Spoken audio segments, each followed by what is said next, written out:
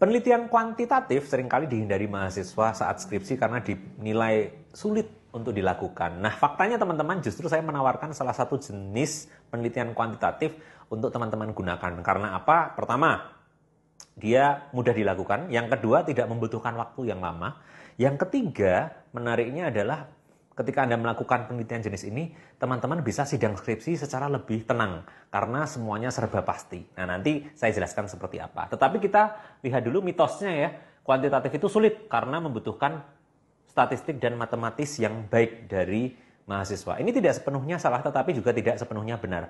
Karena apa? Karena kalau kita berbicara kuantitatif itu macam-macam teman-teman. Ada deskriptif, korelasional, dan kausalitas.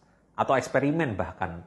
Ya, deskriptif ini melibatkan satu variabel, hanya menjelaskan satu variabel saja. Sementara korelasional, kausalitas, dan seterusnya itu bisa menguji dua atau lebih hubungan antar variabel. Sehingga untuk tawaran saya atau tips saya kali ini, saya menawarkan penelitian kuantitatif jenis deskriptif yang hanya menjelaskan satu variabel. Nah, itu tadi ya, mitosnya sulit ya. Tetapi faktanya apa sih? Sebenarnya kuantitatif itu hanya menguji atau membuktikan teori. Ya, jadi kalau teman-teman nanti melakukan penelitian deskriptif, teman-teman itu hanya menjelaskan sebuah fenomena ini kalau dijelaskan secara deskriptif dengan variabel itu, dengan dimensi yang ada, kira-kira seperti apa hasilnya. That's it, itu saja. Ya, jadi sebenarnya secara logika tidak terlalu sulit. Ya, tipsnya seperti apa? Tipsnya adalah duplikasi atau tiru secara konsisten penelitian yang sudah pernah dilakukan dengan teori yang bersangkutan. Ya. Di sini saya kasih caranya seperti apa. Pertama-tama silahkan teman-teman cari satu jurnal ya penelitian deskriptif yang sudah lengkap ya, mulai dari teorinya, kerangka analisisnya, modelnya, hingga kemudian bagaimana dia dituliskan dalam hasil penelitian. Ya, tetapi secara mendasar ada dua hal yang perlu teman-teman lihat. Yang pertama, lihat apakah sudah ada teori yang jelas, dimensi serta indikatornya ada semua dalam jurnal tersebut.